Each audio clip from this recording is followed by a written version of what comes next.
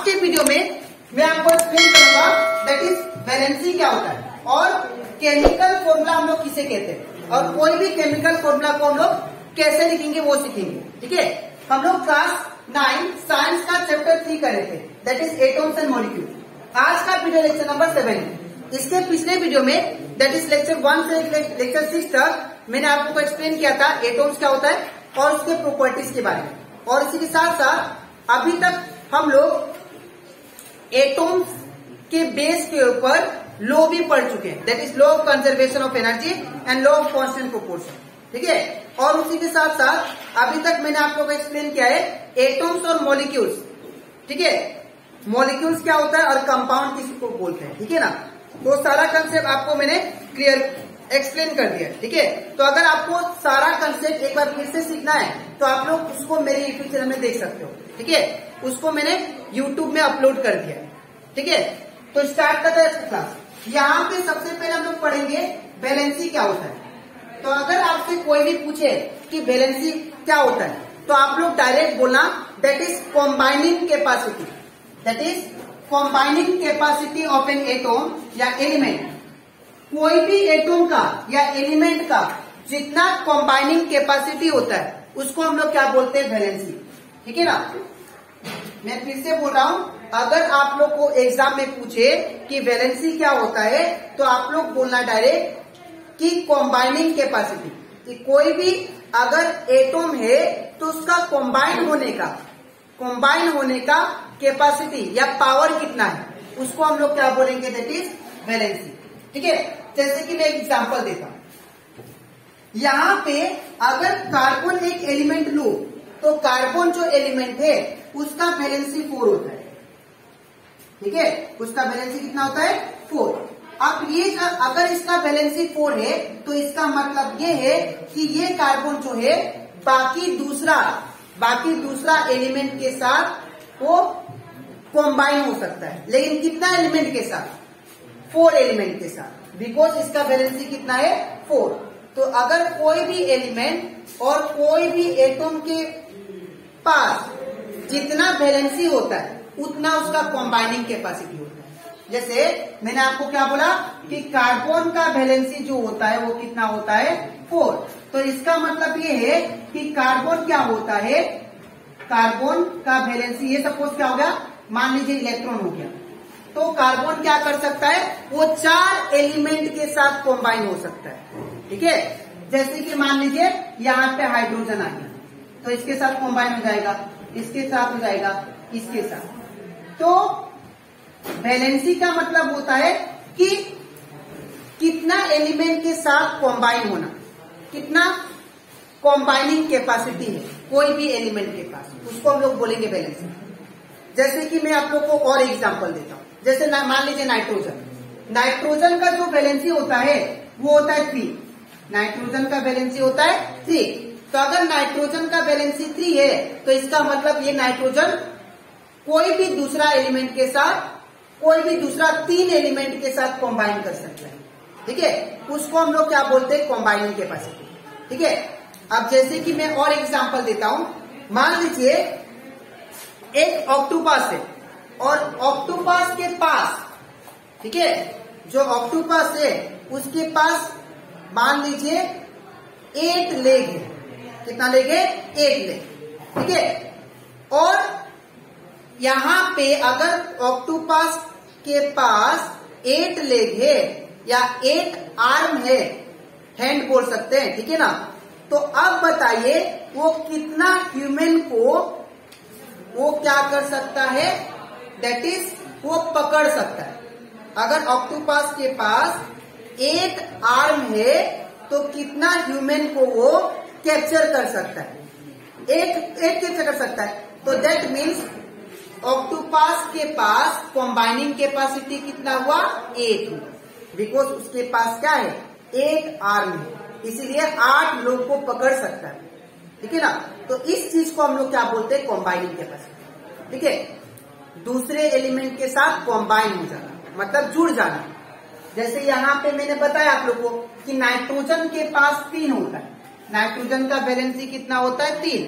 तो अगर नाइट्रोजन का वैलेंसी 3 होता है तो ये नाइट्रोजन क्या करेगा, दूसरा एलिमेंट के साथ कोई भी 3 दूसरा एलिमेंट के साथ कॉम्बाइन हो सकता है। ठीक है, कोई भी 3 दूसरा एलिमेंट के साथ आराम से वो कॉम्बाइन हो सकता है।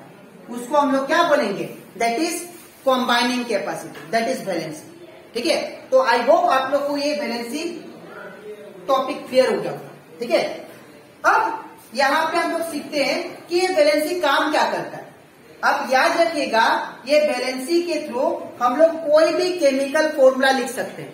ठीक है, वैलेंसी के थ्रू हम लोग कोई भी फॉर्मूला लिख सकते हैं। ठीक है, नेक्स्ट है कोई भी केमिकल फॉर्मूला। अब हम लोग पहले समझ लेते हैं कि केमिकल फॉर्मूला क्या होता है। केमिकल फॉर्मूला का मतलब होता है कि कोई भी सब्सटेंस को केमिकली रिप्रेजेंट, सिंबलिक फॉर्म में रिप्रेजेंट करना।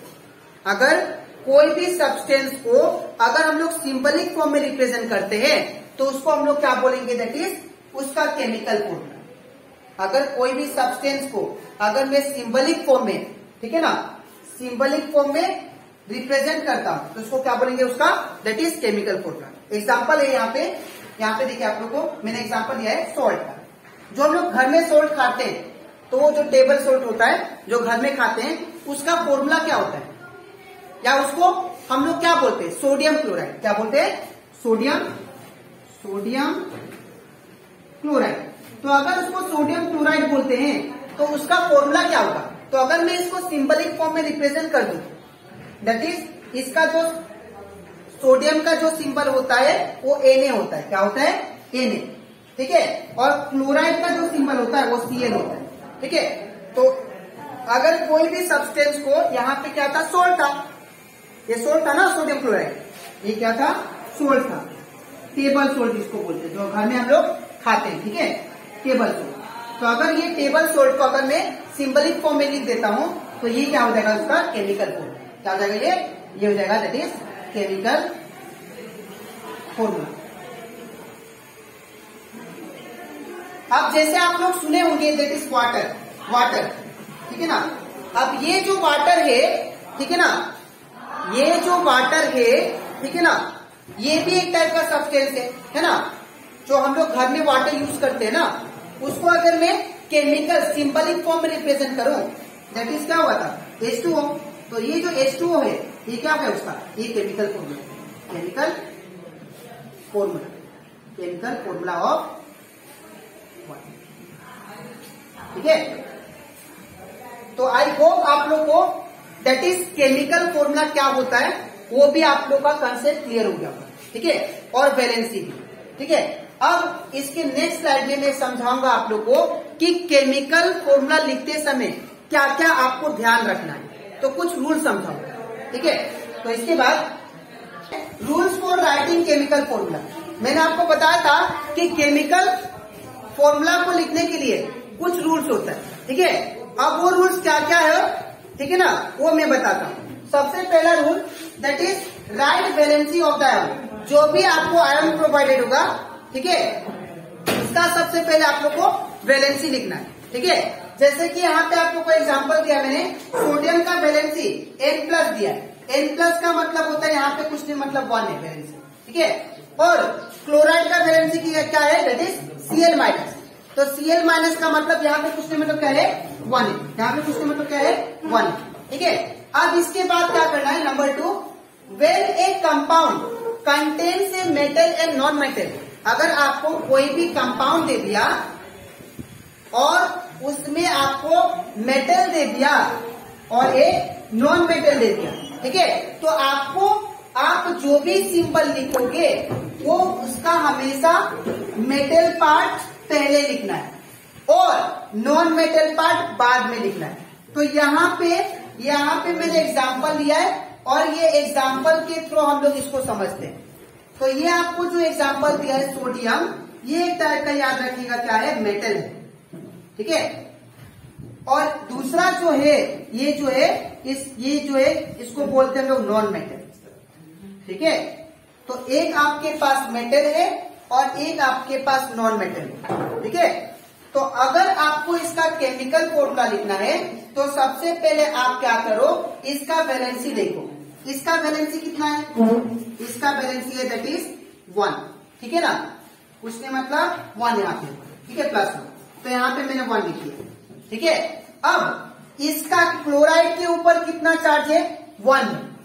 ये प्लस माइनस आपको नहीं लेना, आपको सिर्फ नंबर से मतलब होना चाहिए, ठीक है। तो यहाँ पे कितना है? नंबर 1, ठीक है। अब नंबर लिखने के बाद अब आपको इसका सिंबल लिखना है। तो सोडियम का सिंबल क्या होता है? Na होता है, ठीक है, सोडियम का सिंबल Na होता है और क्लोराइड का जो सिंबल होता है वो Cl होता है। अब इतना करने के बाद आपको क्रॉस मल्टीप्लाई करना है, ये वाला इसके साथ और ये वाला क्या करना है, ये वाला इस 1 के साथ, इस नंबर के साथ, ठीक है। तो Na इंटू 1 Na होगा और Cl इंटू 1 क्या होगा? Cl होगा। अगर यहाँ पे 2 होता तो मैं क्या लिखता, यहाँ पे 2 लिख देता, ठीक है। अब यहाँ पे क्या है? 1 है, तो मैंने यहाँ पे सपोज 1 लिख दिया और Na के साथ क्या है? 1 है, तो 1 लिख दिया और Cl के साथ क्या आया? 1 आया, ठीक है ना। अब ये 1 1 कोई वैल्यू नहीं होता है, इसका आंसर क्या हो जाएगा? That is NaCl formula. ये क्या आ गया? ये आपका दैट इज केमिकल फॉर्मूला आ गया, ठीक है। तो आई होप आप लोग को ये केमिकल फॉर्मूला, इसका रूल्स अच्छे से समझ में आया होगा, ठीक है। अब इसके नेक्स्ट वीडियो में मैं आप लोग को समझाऊंगा आयंस क्या होता है और उसी के साथ साथ मैं आपको बताऊंगा कि कुछ एलिमेंट का बैलेंसिंग, ताकि आप लोग को बाद में जाके प्रॉब्लम ना हो, ठीक है। और बैलेंसिंग बताने के बाद उसके बाद कुछ हम लोग केमिकल फॉर्मूला भी सीखेंगे कैसे लिखते हैं, ठीक है। अगर एक बार आपको बैलेंसिंग कुछ एलिमेंट का याद हो गया तो आप लोग केमिकल फॉर्मूला किसी का भी खुद बना सकते हो, ठीक है। तो आज के लिए इतना ही, मिलते हैं नेक्स्ट वीडियो में।